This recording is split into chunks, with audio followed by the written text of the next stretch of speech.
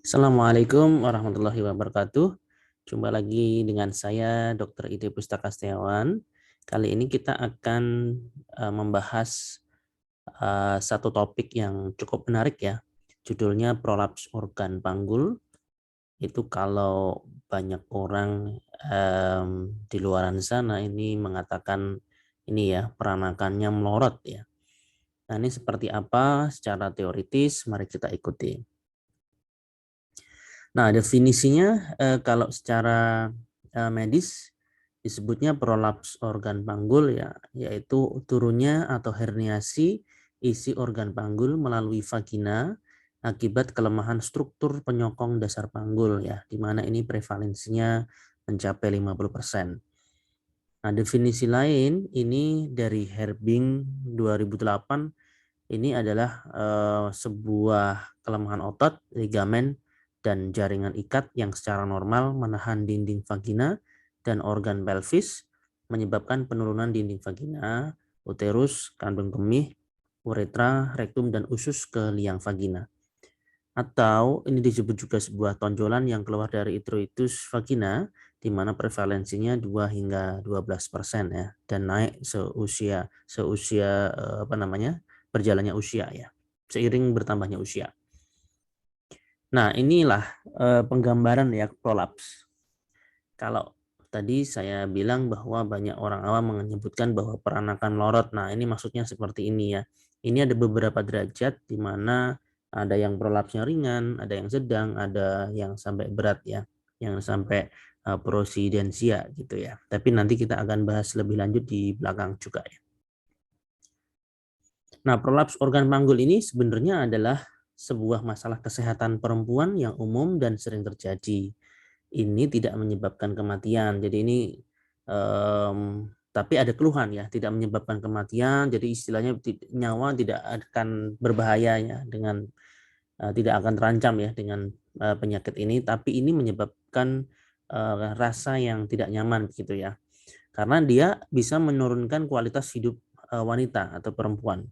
Dan seiring peningkatan usia, harapan hidup perempuan ini prevalensinya juga akan meningkat gitu ya. Nah, kalau dilihat dari klasifikasinya, ini ada beberapa prolaps ya.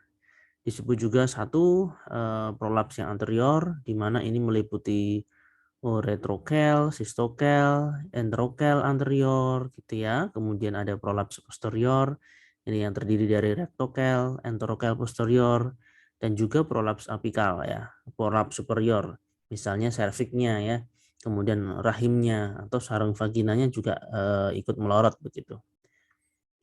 Nah, tipe-tipenya seperti apa? Ini juga tergantung ya. Misalnya katakanlah yang gambar yang sebelah kiri ini adalah normalnya. Nah, yang kompartemen anterior kalau misalnya mengalami prolaps, kita lihat nih gambarnya, ini nampak adanya dinding anteriornya yang lemah ya, sehingga terjadi prolaps namanya bladder prolaps atau vesicokel ya, atau sistokel ya. Vesistokel ini kalau di bahasa Inggrisnya sistokel ya, atau vesicokel itu sendiri ya. Jadi karena prolaps yang karena ada kelemahan dinding anterior. Nah, pada kompartemen yang media, yang middle, yang tengah ya, itu kalau misalnya kompartemen media itu dia akan terjadi ini, uterine prolaps, rahimnya prolaps ya, atau melorot itu ya, atau fold prolaps ya, puncaknya ya, eh, puncak dari uterusnya nih akan melorot ya. Nah, kemudian kalau misalnya posterior ya, dinding posterior ini mengalami kelemahan, maka yang terjadi adalah prolaps dari rektal ya, rektumnya melorot ini. Istilahnya dia malah menginvasi ruang dari vagina itu sendiri. Nah, kalau kita bicara insidensi atau prevalensi, ini naik seiring peningkatan usia perempuan dan ini bervariasi dari 30 hingga 70% dari seluruh populasi perempuan ya. Dan banyak yang tidak melaporkan atau mencari pengobatan, ya istilahnya ya dianggapnya ya sudahlah, ini karena seiring namanya juga seiring perkembangan usia ya tentu juga nggak masalah, sudah wajar gitu ya. Nah, usia 50 tahun, sekitar 50% dengan gejala prolaps dan 50% perempuan yang pernah melahirkan ini mengalami POP atau prolaps organ panggul dalam berbagai derajat ya, di mana 10 hingga 20% diantaranya mempunyai gejala.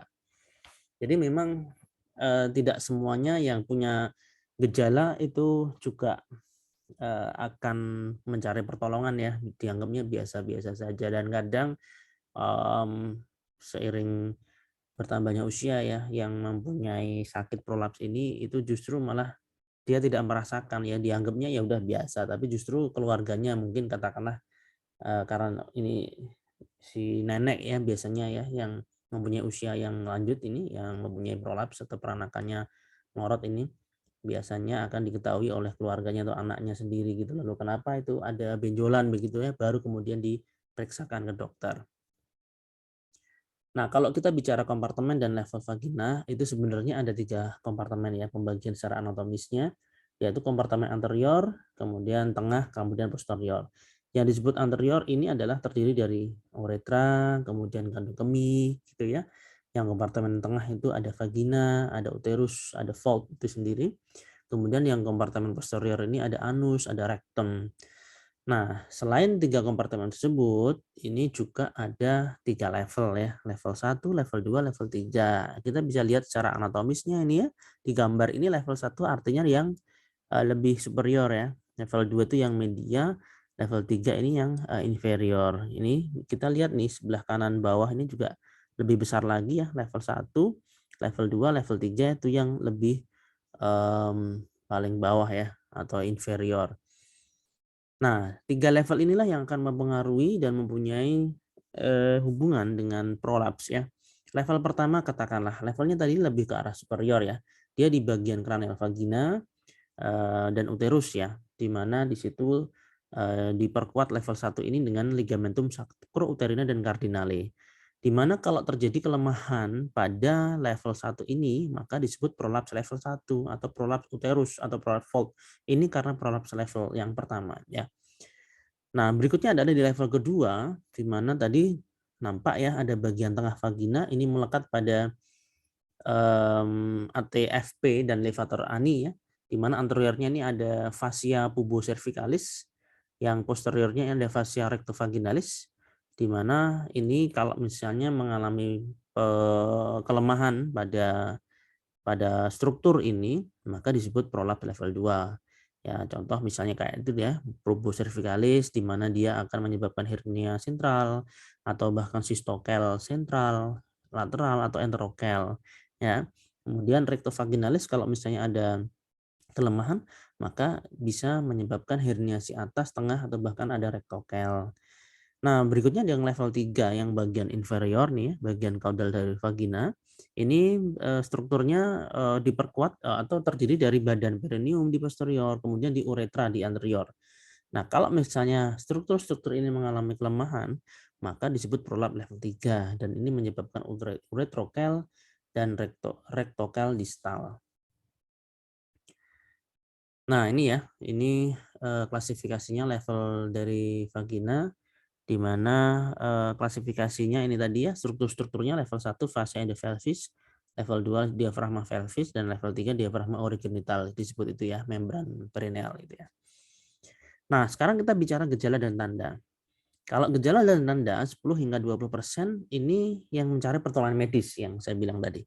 Artinya ini banyak orang yang menganggap ini tidak ada keluhan ya. Artinya ya biasa-biasa aja lah yang namanya juga orang tua gitu ya. Apalagi katakanlah apa ya dengan usia yang semuanya bertambah usia otomatis kan otot dan organ-organ juga mengalami kendor begitu ya, tidak kencang lagi begitu ya. Maka ya wajar-wajar aja mungkin pikirnya akan seperti itu. Tapi secara fungsional gejala tandanya ini ada yang keluhan di saluran kemih bawah, kemudian di usus, saluran cerna, kemudian di kehidupan seksual dan kualitas hidup ini juga akan terganggu begitu ya. Nah, seringkali ini sulit dihubungkan dengan lokasi anatomi dan derajat keparahan, karena memang beda-beda ya, karena dapat bervariasi. Mungkin ada yang terasa ada tonjolan atau benjolan, ya seringnya ada yang ini ya, ada benjolan keluar dari jalan lahir gitu ya. Kemudian vagina yang terasa berat, ada yang vagina yang terasa penuh gitu ya. Gejala iritasi kandung kemih berulang, sulit berkemih, inkontinensia urin ya, inkontinensia alfi ya, atau sulit untuk buang air besar. Kemudian ada nyeri punggung, nyeri panggul, dan lain-lain.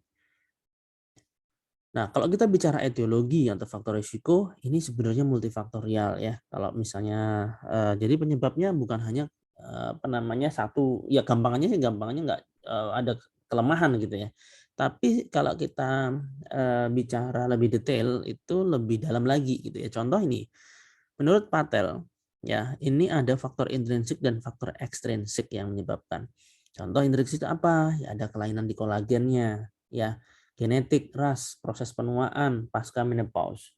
Sering dihubungkan pasca menopause ini dengan apa namanya estrogen, level estrogen yang rendah setelah wanita ini menopause.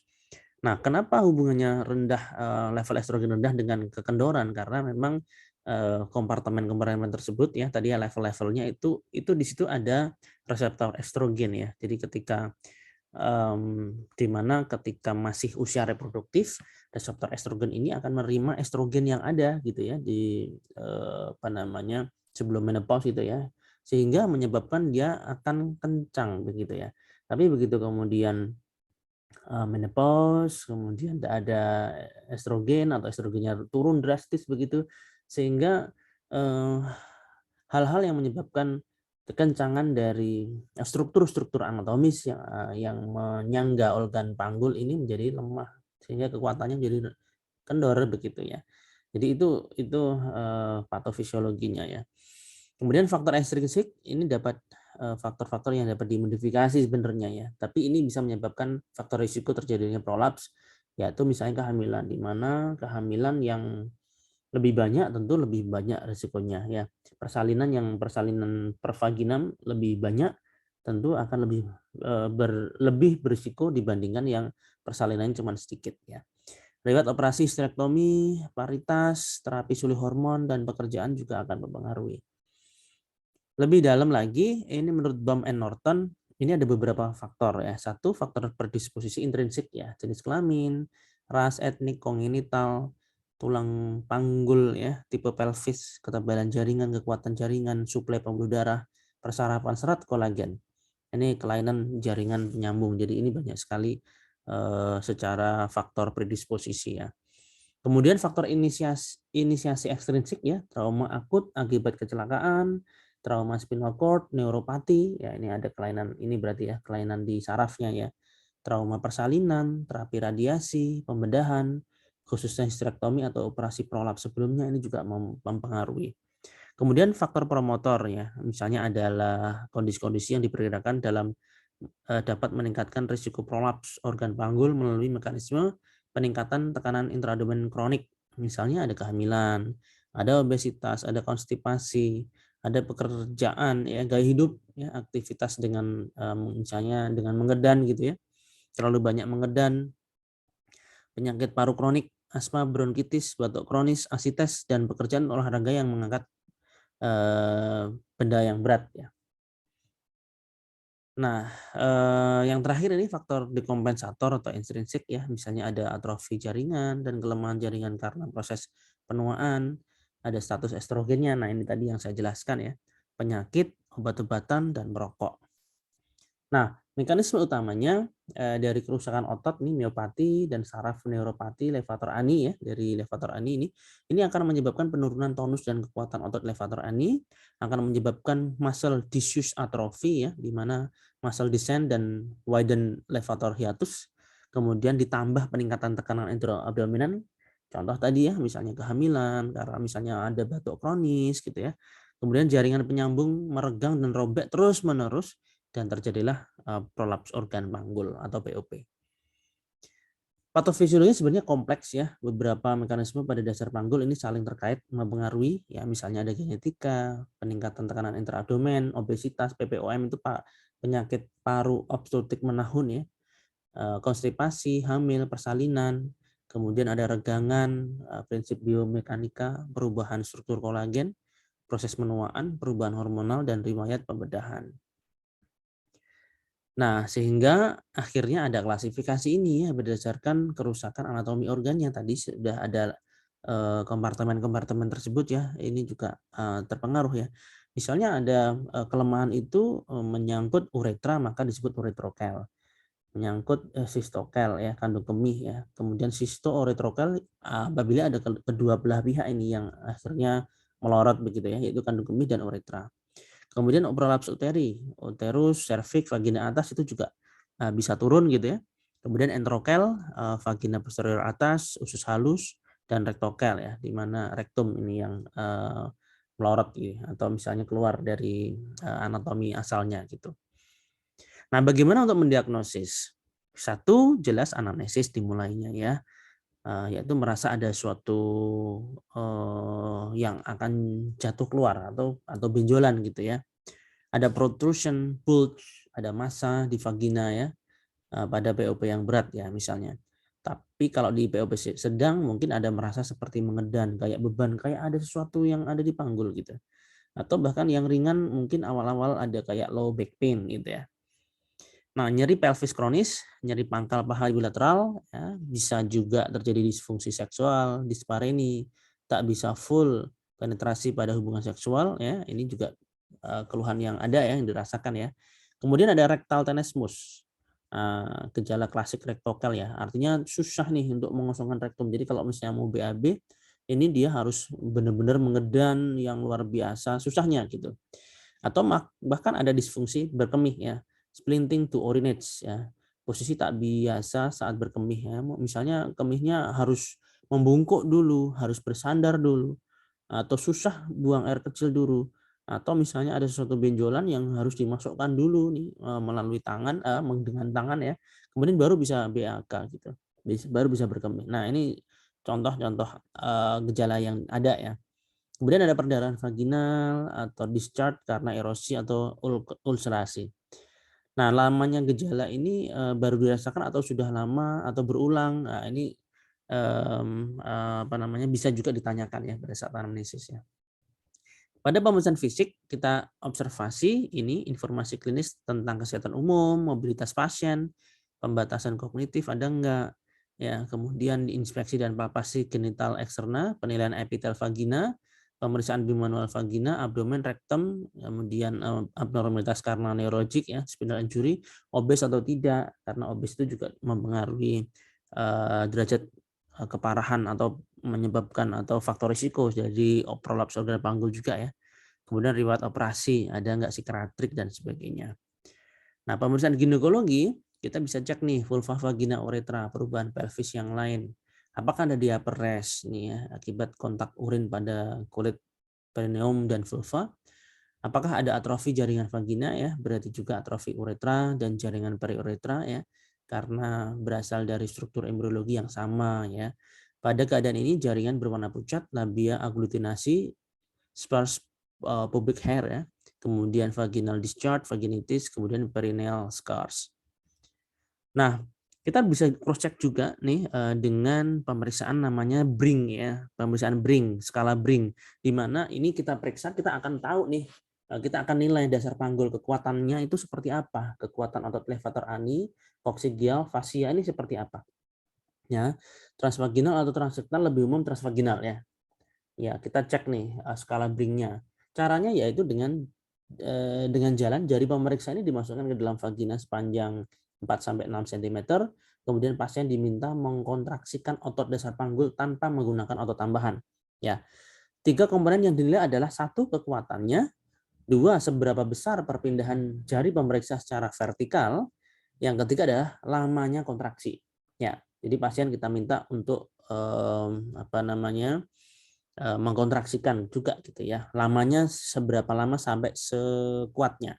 Nah, skala ordinalnya ini ada 4 titik ya, dan skor pada tiap komponen dijumlahkan sehingga hasil adalah antara 3 sampai 12.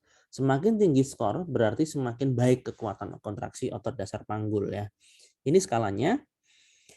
Tingkat kekuatan otot ini diberikan nilai 1 jika tidak ada respon, 2 jika lemah, 3 sedang, 4 kuat. Kemudian tingkat kepemindahan vertikalnya, kalau misalnya 1 ini tidak ada respon, dinilai 2 kalau dasar jari gerak anterior, kalau 3 itu kalau seluruh jari bergerak anterior, kalau 4 seluruh jari ke anterior mencengkeram dan menarik ke atas. Dan lamanya kalau misalnya dinilai 1 kalau nggak ada nih, ya sebentar aja gitu ya. Nomor 2 kurang dari 1 detik, 3 1 sampai 3 detik, 1 sampai 3 detik ya. Yang keempat adalah lebih dari 4 detik. Nah, maka disebut bagus kalau ketiga ini dijumlahkan semua. Kalau semua skornya 4, 4, 4, maka jumlahnya 12 itu artinya secara skala Brink itu baik gitu ya. Sebaliknya kalau misalnya nilainya 1, 1, 1 dijumlahkan jadi 3, maka itu adalah skala yang terburuk ya dari skala Brink. Nah, ini adalah beberapa contoh untuk mengklasifikasikan ya, di mana ini ada perkembangan sistem klasifikasi prolaps genital. Dia mulai dari 1963 yang paling kiri ya. Nah, kemudian berkembang ada 1972 dikembangkan oleh Baden ya, di mana ada 4 grade ya, grade 1, grade 2, grade 3, grade 4. Kalau kita perhatikan di Baden ini grade-nya ini adalah di apa namanya, introitus ya. Ini poinnya adalah di introitus. Jadi kalau misalnya grade 1, grade 2 itu sebelum nyampe introitus, grade 2 ini artinya sudah menyentuh garis introitus gitu ya. Kemudian grade 3 ini setelah melebihi introitus, dan grade 4 adalah complete eversion. Nah, berikutnya ada lagi nih sistem klasifikasi, yaitu grading system. Ada yang oleh Beckham ya, first degree, second degree, third degree, cuma 3 aja. Tapi yang sering sekarang dipakai adalah kuantitatif POP atau disebut juga POPQ ya, Prefix Organ Prolapse Quantification, di mana ada 4 stage, di mana stage 2-nya nih yang apa namanya, yang dibagi ini ya, kurang dari kalau ke atas ya artinya itu bisa minus 1 cm, yang ke bawah positif 1 cm ya, itu artinya untuk membedakan dengan stage satunya. Dan di mana di POPQ ini yang menjadi patokan adalah Hymen ya. Hymenal ringnya ini yang jadi patokannya. Ini kita bisa lihat nih, yang titik-titiknya ini sejajar dengan Hymen ya. Nah, ini dia klasifikasi berikutnya ya, saya kira ini sama ya. Kelly yang awal itu cuma incomplete atau complete, kemudian Baden and Walker tadi ada 1 2 3 4. Kemudian yang lebih detail lagi quantification-nya itu adalah pakai sistem POPQ ya. Oke. Ya. Baden Walker ini dia penjelasannya yang sering dipakai juga ya di klinis, yang paling gampang ya. 1, aproksimasi beratnya prolaps organ panggul, mudah dikomunikasikan dengan pasien, mudah dipelajari dan diajarkan, dan masih digunakan oleh banyak ahli ya. Untuk sistokel, rektokel, uterus, valve, enterokel. Derajat 0 jika tidak ada prolaps, derajat 1 ini jika ujung prolaps turun sampai setengah introitus, derajat 2 ujung prolaps turun sampai introitus, derajat 3 ujung prolaps setengahnya sampai di luar vagina, kemudian yang derajat 4 adalah ujung prolaps lebih dari setengahnya di luar vagina ya. Nah, ini dia nih. Normal, kemudian first degree, rasakan degree-nya menyentuh garis ini ya. Kalau ini garisnya garis level of introitusnya ya, ini yang putih ini ya. Third degree, kemudian prosidensia itu adalah komplit ya. Nah, yang terbaru ini ya, sistem POPQ ini dianjurkan dipakai sejak 1996 ya. Ini adalah adaptasi sistem Boden and Walker. Kuncinya tidak tertentu dengan patokan anatomi yang jelas, di mana patokannya Hymen ya. Jadi bukan introitus lagi, tapi patokannya Hymen. Diukur ada 6 titik, ada 2 ukuran eksternal dan panjang total vagina. Kemudian struktur di atas Hymen disebut minus gitu ya. Kalau misalnya ada berapa senti ke atas Hymen itu namanya minus 1 atau minus 2 senti gitu ya. Tapi kalau struktur di bawah Hymen itu bilangnya positif. Jadi kalau angkanya adalah minus 1 itu artinya 1 cm di atas Hymen. Tapi kalau angkanya adalah positif 1 artinya 1 cm di bawah Hymen. Ya, ini contohnya seperti itu. Ini sistemnya, ilustrasi posisi anatominya. Ini ada beberapa titik dan jarak ya, yaitu AA, titik AA, anterior, BA, titik B, titik C, kemudian ada titik AP ya, AP itu titik A tapi yang P posterior, BP, B yang posterior, kemudian titik D-nya seperti apa. Kemudian ada jarak TVL itu total vaginal length, GH genital hiatus, dan PB ya perineal body-nya itu berapa jaraknya. Dan saya kira ini ya cukup rumit ya karena memang harus diukur. Tapi ini adalah ada kelebihannya. Kelebihannya ini kuantifikasinya menjadi lebih detail ya. Jadi ada objektif, secara objektifnya itu dapat gitu ya. Nah, ini perbedaannya. Ya, kalau Baden Walker atau halfway system ini perkiraan beratnya POP grade ini berdasarkan grade atau degree ya. Ya, kemudian bisa dikomunikasikan secara verbal, lebih mudah untuk belajar memang. Kalau misalnya kita merujuk sebagai tenaga kesehatan itu lebih mudah juga dengan ini, dengan sistem Baden Walker ya, untuk mengajar dan waktunya lebih sedikit untuk menegakkan diagnosis atau pemeriksaan ya. Kemudian masih banyak digunakan oleh ahli. Nah, kalau POPQ ini nilai pastinya POP. Jadi memang karena kuantifikasinya adalah apa namanya secara kuantitatif ya. Jadi ini apa namanya ada angka-angka sehingga lebih lebih ini ya sebenarnya lebih bisa dipertanggungjawabkan ya. Jadi seperti itu. Karena ini adalah untuk standarisasi penelitian. Nah, ini dia.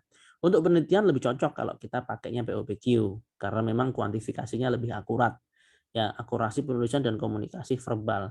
Dan ini mengeliminasi kemenduaan dengan menggunakan himen ya. Jadi artinya sudah ada fix struktur apa yang dipakai, yaitu struktur himen itu sendiri ya dibandingkan introitus vagina yang digunakan pada sistem sebelumnya. Dan ini digunakan pada banyak pusat pendidikan ya. Itu untuk POPQ. Kemudian sekarang kita bicara terkait tata laksana. Obatnya apa kemudian ya? Yang pertama satu kita sudah tahu faktor risiko, kita harus cross check nih pencegahannya bagaimana.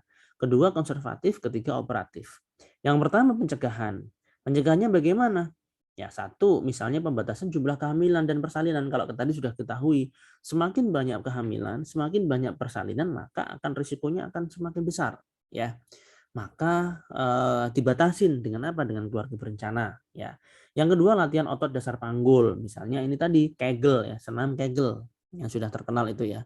Yang ketiga perubahan gaya hidup ya, turunkan indeks massa tubuh yang tadinya obesitas jadi normal, makan banyak serat. Artinya ketika nanti BAB juga tidak harus banyak mengedan gitu ya. Perbaiki bowel habit.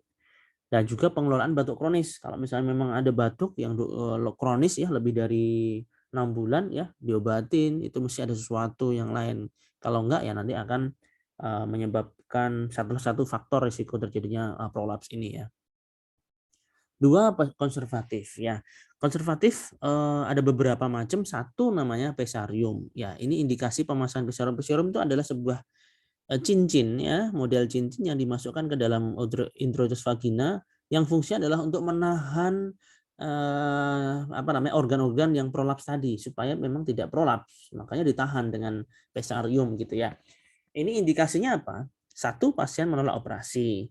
Dua, pasien atau dokter menunda operasi. Ketiga, pasien takut operasi. Yang empat, ada infeksi. Atau yang kelima, ada kehamilan. Nah, cuman ada syaratnya nih. Syarat pemasangan pesarium, satu, introitus vagina kurang dari sama dengan 4 cm, kedalaman vagina atau TVL atau total vaginal length-nya lebih dari sama dengan 7 cm, pasien kooperatif dan mau dipasang pesarium, harus ada pesarium dan tidak ada iritasi. Kontraindikasi pesarium yaitu satu, pasien tidak nyaman atau nyeri pada pemasangan pesarium, aktif selama secara seksual, misalnya nggak nyaman begitu ya, radang pada vagina, menolak dipasang pesarium dan sulit memasang pesarium karena TVL-nya kurang dari 7 atau introitusnya lebih dari 4. Nah, ini yang pertama tadi pesarium ya secara konservatif ya. Yang kedua adalah latihan otot dasar panggul seperti tadi ya senam Kegel. Yang ketiga adalah stimulasi elektrik, yang keempat adalah biofeedback ya. Nah, yang terakhir ini adalah pembedahan ya. Jadi bisa aja dibedah nih kalau misalnya terjadi prolaps. Nah, bisa dipakai dua rute, mau pakai vaginal, rute vaginal atau abdominal. Di mana tergantung nih, kalau pakai rute vaginal atau abdominal, maka apa saja yang di-repair. Kalau di anterior misalnya ini ya, repair anterior dengan atau tanpa mesh. Tapi kalau abdominal ya kolpo suspensi paravaginal. Middle seperti ini ya yang dijelaskan, misalnya katakanlah ada repair fold, fiksasi, bilateral iliocoxibal hitch, colpoclasis. Kalau misalnya usia tua artinya itu ditutup saja lubang vaginanya sehingga apa namanya tidak akan prolaps lagi, orang ditutup. Lah lalu hubungannya gimana? Nah ini khusus, nggak bisa untuk yang, memang masih aktif, seksual ya. Jadi, ditutup saja begitu ya. Kemudian untuk rute abdominalnya bisa dilakukan sakrokolpopeksi, sakrohisteropeksi, dan ventrofiksasi ya. Nah di posterior, komater posterior bisa dilakukan, kalau rute vaginal levator plication, kemudian repair fascia dengan atau tanpa mesh, dan repair transanal ya. Kemudian di rute abdominal bisa diberikan mesh interposition dan sacrocolpopeksi. Nah, saya kira ini adalah untuk advance ya, saya kira ya, untuk operatif khususnya buat para dokter spesialis yang konsultan uroginekologi ya. Baik, terima kasih. Ini saja yang bisa saya sampaikan terkait dengan organ prolaps atau kita bilangnya tadi ya, peranakan melorot ya. Semoga bisa bermanfaat dan mohon maaf ada segala kekurangan. Kalau memang ini informasi bermanfaat bisa di-share kepada eh, teman-teman yang lain ya. Sekian dari saya. Assalamualaikum warahmatullahi wabarakatuh.